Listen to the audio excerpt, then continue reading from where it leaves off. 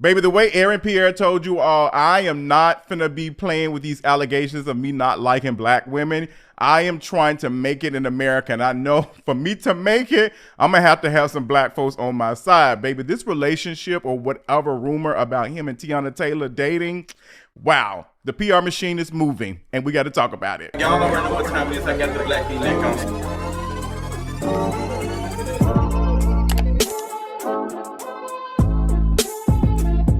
What's going on, y'all? Welcome to another King of Reeds video. Child, I miss y'all so much. So many things to talk about in this King of Reeds video. And I'm already starting off with chaos. Chaos. What is going on with me? But I hope y'all have been good. I haven't seen y'all in a minute. We got a couple of things to talk about in this King of Reeds video. This Aaron Pierre and Tiana Taylor relationship or whatever. This PR relationship. Or how homegirl said it, this music marriage that is Teyana Taylor and Aaron Pierre, child. Also got to talk about Drake going through it, counseling tours. What does that mean for him? And how thankful we are that we don't have to see him in any more clips of him crashing out, basically. So many things to talk about, things I probably haven't even talked about in this intro, but we're going to get to it. But before we do any of that, let's go ahead and get to this mental health check-in. What is going on? Mental health, I think today is probably the best I have felt in a while. Today is all of the work I have been doing in the last couple of weeks to get structure, and it is working and paying off for me. I need it so bad. As someone who has ADHD, it is imperative for me to have a set schedule. I have to have a set schedule because the work that I do is already chaotic. There will be things that will be happening that needs to be talked about, things that just jump out on me and, oh, I want to talk about it. I want to get creative. And I have to have a set schedule because I need a balance between my work life and my personal life. And it's been chaotic like probably the last 2 years. So I'm getting a hold on it. So this has been really hard in the making. And I've just made changes to the things that I'm doing.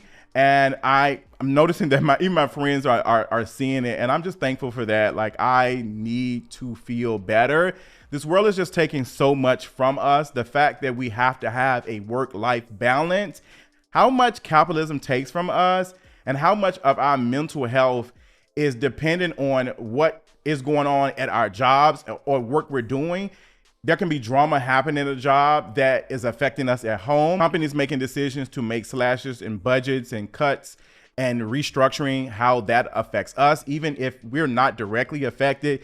Just seeing the news of people losing their jobs, it takes a toll on us. And I'm starting to wonder if it's starting to feel like 2008. 2008 was a very, very rough time. Oh my God, 2008, 2007, the recession. Oh my gosh. Like, I felt it probably a year or so before it happened. Because my father was a steel worker. He worked for a carrier for so many years. So when the housing collapse happened, like, I felt it, we felt it. I don't know, I've been feeling like that the last 2 years, and things I just feel like are in a free fall. I mean, I'm getting into a little bit too much, but yeah, like, I feel y'all. I promise you I feel y'all. You're not alone. I promise you that. But we're gonna try to do the best we can. We're gonna show up for folks the best way we can.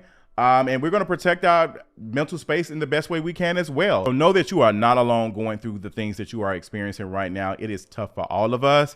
And with that being said, girl, let's go ahead and get to some laughs, child. Let's talk about the tea for today. The tea for today is, let's get into it, child. This Teyana Taylor and Aaron Pierre relationship, girl. When I saw this picture, I was like, I wonder, is this like a friendship vibe or what is it giving? So it's been rumored that Aaron Pierre and Teyana Taylor are dating. And yeah, I think it's not a coincidence considering Aaron Pierre is doing amazing in Hollywood right now. DC just picked him up to play the Green Lantern in their project that they're working on. He's definitely moving up in Hollywood and eyes are definitely on him. I think that this relationship may be a PR response to the critique of him not liking black women. Love who you love. Love is love. But for a lot of black folks who are just like, girl, I ain't got them many dollars, and I'm not going to be giving it to nobody who is out here doing that. And I don't think it's the issue of him being with a white woman or his ex-girlfriend was white. I think the issue for this whole thing is the pandering. I think for a lot of us, we are just tired of the pandering to the black dollar. Like, you all do not be around us. Y'all don't date us. but you all will perform these things because you recognize that we will spend money and support you. And we're starting to smell the BS. And I'm not saying Aaron Pierre is doing just that, but the similarities are loud, the same way that Jonathan Majors is doing right now. We won't go there. We can. But yeah, he's from England and he is trying to make it in the US. And he is kind of performing in a certain type of way to get this audience of black folks. It's the same thing that Homeboy did from Insecure, who was Issa Rae's boyfriend in the show. So he hid his white girlfriend for a minute. They understand the same way y'all other fave don't want to answer questions about black stuff, but it's all involved in black culture. Like, girl, you say you ain't black, but you all in the black spaces. Hello? Girl, I know they mad, but you will be all right. You'll be all right. But yeah, I think Aaron Pierre he seems like a cool guy. I don't have any reservations or anything against him or any of that matter. I don't feel any type of way, but I do think it is interesting to see this relationship. I see it the same way I see Jonathan Majors and his girlfriend. I don't know. A lot of these folks be out here in these relationships to boost the visibility. And I think about the performance of being in a relationship and how so many politicians and celebrities do that, where you cannot be a single man in the White House. Like, you cannot be a single man. You have to have a wife. You have to have kids, because if you don't, there will be thoughts about you. What is going on? Why you ain't got no wife? What is the tea? It's not the same level of what women experience of them not being married, but to be the president, you have to fit this narrative of what a picture perfect lifestyle is. And it is you being married. And does these things matter when we are picking people to make things better for us? Just because a person is not in a relationship does not mean they're not a good person. Just because a person isn't married doesn't mean that they're not a good person. But we have these thoughts around it. It's so much, but the performance around it is just quite fascinating to me. But I have rambled too long on that. So let's go ahead and take a gear and shift right to Drake and his madness. March Madness, Drake is canceling tours. The stuff that is going on with Drake, it is about to be a year since the beef. And I have suspected from the beginning that Drake is going to be mentally affected by this. Not in the same way that some folks are trying to promote, but how he is moving and is not sure what to do in this moment. He's not sure where he is at. He is not confident in himself, and he's performing. Everything we're seeing right now is performing, and we can tell that it doesn't have the same grasp that it used to. Drake used to be able to come out of situations like this and win, and he's not winning, and he's not used to losing. So it's taking a toll on him. Someone who wins so much is used to being told yes. The moment they get a no, child, what Beyonce, the moment I say no, like I never said never. So I'm going to listen to that. Never say never. My favorite albums. Brandy, you chewed that. You chewed that down. Period. I'm always going to reference some Brandy. Yeah. But yes, like Drake has always been told yes. He's been told yes for years. And now he's being told no. And we just see him and his performance of making it seem as though he hasn't been almost eradicated last year. Like, that was a beating. That was a slacking like he got last year. And he's acting as if it did not happen. And I think that's the worst thing you can do, is act as though these things did not happen. Like, the first stage is admitting that something happened. And he's not even on the first step of the grieving process. I feel like this is going to take a mental toll on him, because even the project that he put out is not making as much noise as the other projects that he has done. It's not getting that much. It's not having the same cultural influence that he has had in the past. And even though the numbers are still not bad, because he's still at the top, but it's not good enough for him. It's not good enough for him. And the more this keeps happening, the more he becomes unconfident in his work.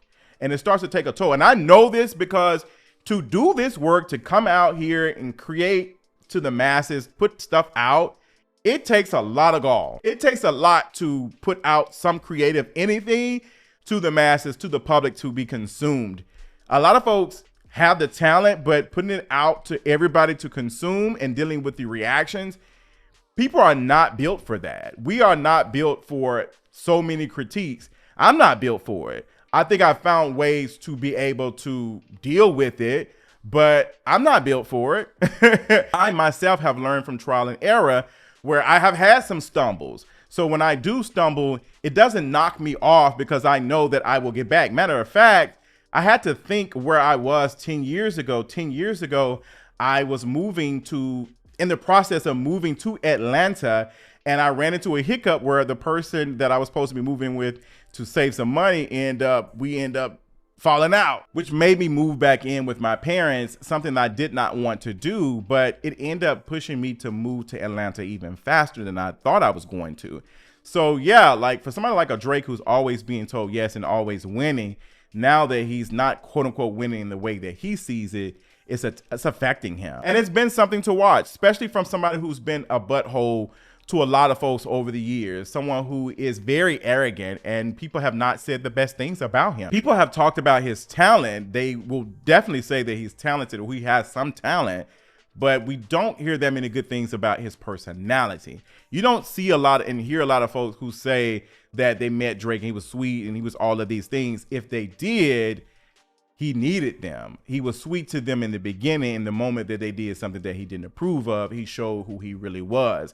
And he has done that to women consistently. And I'm not mad about it at all. Seeing how Drake has treated the women in his life, I'm not mad about it. So yes, he had to cancel his tour. And the excuse that he's using is that there was a block of time for like a week that he was not going to be performing. And it didn't make any sense for him to be in Australia and paying these dancers, paying all of these folks to do these things and not making any money off of it. He would be losing money. So that's the excuse that they're using, that it was a scheduling conflict. Yeah, so they're not calling it a cancel tour. They're saying it's being postponed. Pay attention to the language. But yeah, Drake was feeling good. He was in Australia doing the Super Bowl performance when Kendrick looked to the right and said, "Say Drake," and he wanted to make it seem as though he's not bothered by any of these things. He's walking on stage with holes in his shirt and smoke coming out. It's just very corny, very, very corny. I think if anything Drake could do right now, it's just admit, you know what, you got me, gal. You got me. I lost. You know, it is what it is. But I feel like he's digging his hole so deep that even if he does respond and say these things, it's not going to help him. Like, Drake, you're never going to be able to persuade everybody to get back on your side. It's just not going to happen. But you have enough fans that enjoy your music that you don't have to pretend as though you didn't get a slacking. It's okay, sister. You'll be all right. So I want to switch gears and I want to talk about this presidential address to the Congress or the Union or whatever Trump is calling it this week. I tried to watch a little bit of it, but I was more interested in the commentary on it.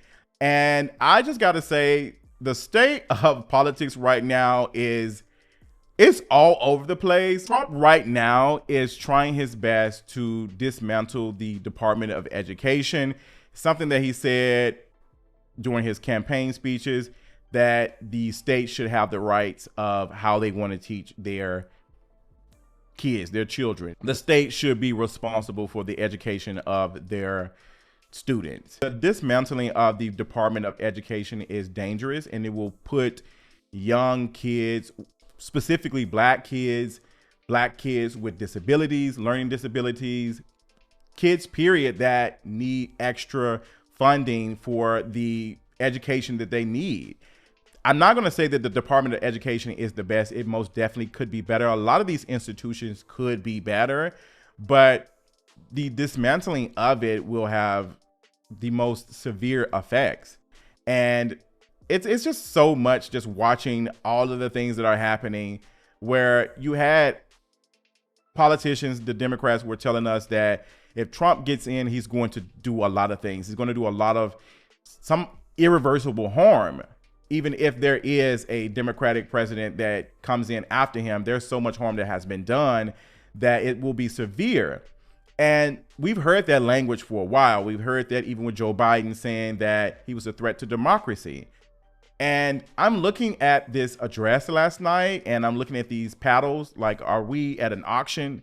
What are we doing? They got church fans that's saying resist. For this to be so severe and all the things that are happening, I'm not seeing any stuff beyond performance. We just saw a video of Jasmine Crockett, who did a video TikTok of They Not Like Us, saying she did not go to the address. And I want politicians to be serious right now. And people are saying, this is how you get the voice out. This is how you get the messaging. This brings in the base. It gets people hyped. The people who we need to show up to the polls are not excited about seeing stuff like that. They are not excited about seeing performative stuff like that. They want to see real things. And yes, the Republicans have control over the House, the Senate, and the executive branch, and the Supreme Court, to be honest. And this is not enough. I know a lot of people love the Al Green stand up and go off on Donald Trump. I know some people live for that moment. I feel like the Democrats should have took a stance right then and there when he was kicked out. All of them should have left. All of them should have left. They still stayed there. And it's giving that there's no one unified message. It's just chaos. And it's turning voters off. It's turning voters who need to show up off. And we're seeing right now with the response from the Democratic Party, they are moving more to the right. They are moving more to the right. They are blaming the leftist folks, liberals, or left-leaning, whatever you want to call. They are holding them accountable for this loss. And if you think that is the reason why the Democrats lost, there's no point in talking.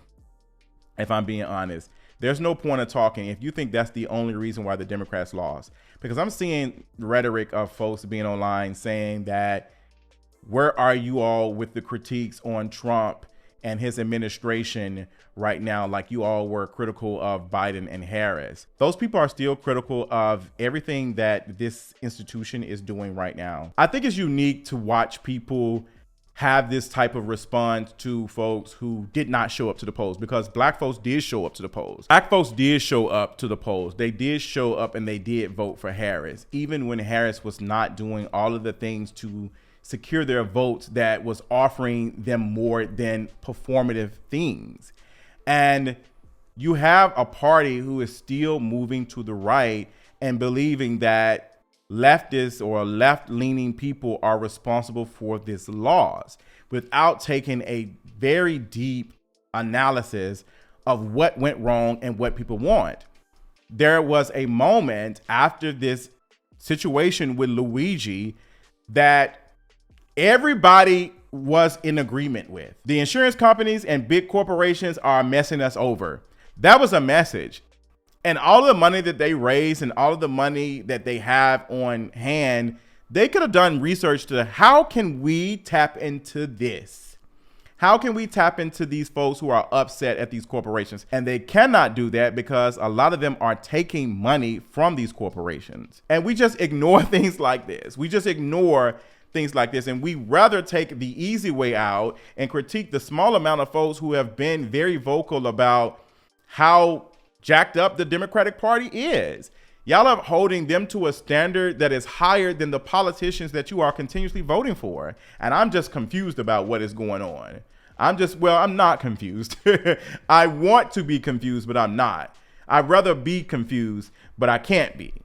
So yeah, to hold these people who are not elected officials responsible for this, we're still holding black folks and working class folks responsible for harm that is being done by the people in power right now. I'm so confused. That energy could be given to the elected officials right now that are playing in our faces and making TikToks. To see politicians build a platform on things like this instead of out here actually fighting. And I'm not saying that Jasmine is not fighting, but I think doing content like this does not really do anything. If anything, it is reminding us how easy it is for folks to be disassociated from the real issues that folks are experiencing right now.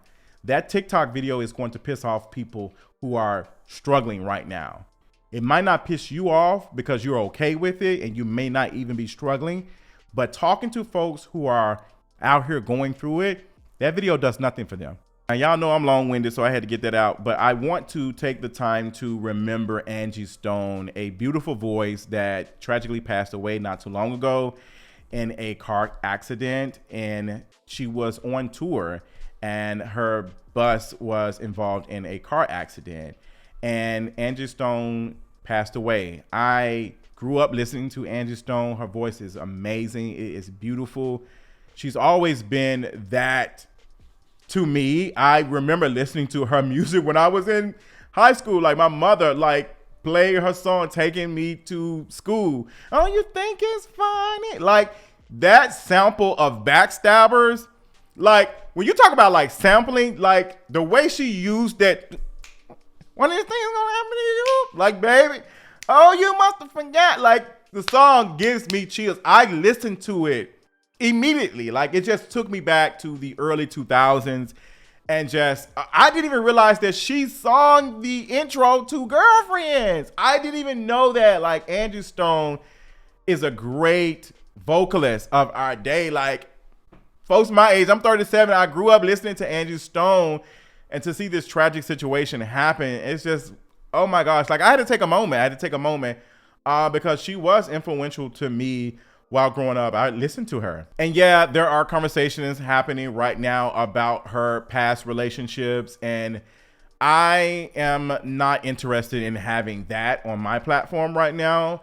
I'm not discouraging anybody else from having that or paying attention to it or being critical of what that was, but I just don't have any thoughts. Like, I just don't have any thoughts, and not right now. Like, I just don't. And it's not because I grew up listening to Angie Stone. It's not because I'm standing or whatever. It's just, I just don't have the energy for it right now. And I just want to be honest.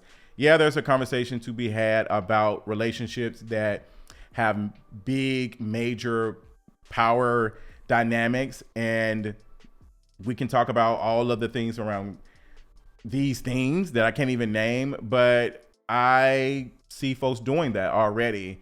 And I encourage you, if you're interested in it, to follow those folks. But right now, I don't have any thoughts on it because it's a very complicated, nuanced conversation. And I just don't want to be involved in it. So that's my thoughts for folks who are asking what I thought about it. So I appreciate you all so much again for tuning in and joining. Make sure that you are liking, subscribing. If you're not, I do not be telling folks to like the video, but make sure that you are liking the video, child. Making sure that you are liking, comment if you can. YouTube is doing some things, child. They're doing some things, and they're trying to suppress the girlies. So make sure, if you can, like, subscribe. If you're not, comment. And if you do have a couple of dollars, support me over at Patreon. Thank you so much. I love y'all so much. And until next time, I'll talk to y'all later. Bye.